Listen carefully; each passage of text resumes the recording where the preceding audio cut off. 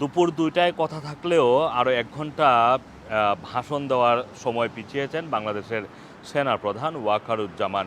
এর আগে আইএসপিআরের একটি প্রেস বিজ্ঞপ্তিতে জানানো হয় জাতির উদ্দেশ্যে সেনাপ্রধান ওয়াকারুজ্জামান বক্তব্য রাখবেন এবং সেটার সময় নির্ধারণ করা হয় বাংলাদেশ সময় দুপুর ২টা। এখন এই মুহূর্তে বাংলাদেশ সময়ের প্রায় ৩টা বাজে, কিন্তু বক্তব্যের সময়টা আরও ১ ঘন্টা পিছিয়ে এক্স্যাক্টলি ৩টার সময় করা হয়েছে। তবে সেটাও আসলে ৩টার সময় থাকবে কিনা, সেটা ৩টায় যদি বক্তব্য না দেন তখন বোঝা যাবে যে এটা সময় পরিবর্তন হবে কিনা।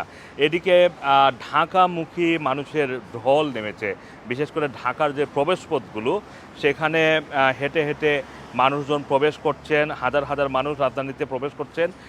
বিশেষ করে ঢাকার যাত্রাবাড়ি, উত্তরা, গাবতলী এই দিকে মানুষজন হেঁটে ঢুকছেন এবং বিভিন্ন জায়গায় পুলিশের বাধাও ভেঙেছেন তারা। পুলিশ আসলে তেমন প্রতিরোধ অথবা বাধা, যেটা গতকালকে আমরা যেটা দেখেছি যে পুলিশ এক ধরনের বাধা দেওয়ার চেষ্টা করছিল, সেটা কিন্তু আজকে একেবারেই নেই। এবং সেনাবাহিনীও কিন্তু তেমন কোনো হার্ড লাইনে এখন পর্যন্ত আমরা দেখিনি।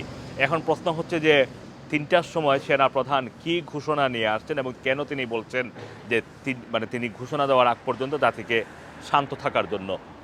এখানে এটা আসলে এখন আমরা বুঝতে পারছি না যে আসলে পরিস্থিতি কোন দিকে যাচ্ছে। তবে এর আগে আপনারা জানেন যে ছাত্র আন্দোলনকারীদের যে ঢাকা চলো যেই মার্চ, সেটা আগামীকাল হওয়ার কথা ছিল, কিন্তু তারা একদিন আগেই এই কর্মসূচিটি দেন এবং এই কর্মসূচি দেওয়ার পরে ঢাকাকে গতকালকে রাতে মোটামুটি সারা দেশের সাথে আইসোলেটেড করার চেষ্টা করা হয়, কিন্তু সকাল থেকে পায়ে হেঁটে উত্তরা থেকে শুরু করে যাত্রাবাড়ি, শনিরাখড়া, এরপরে রামপুরা, প্রতিটি পয়েন্টে পয়েন্টে লক্ষ লক্ষ মানুষ এসে জড়ো হচ্ছেন বলে আমরা সর্বশেষ খবর জানতে পারছি।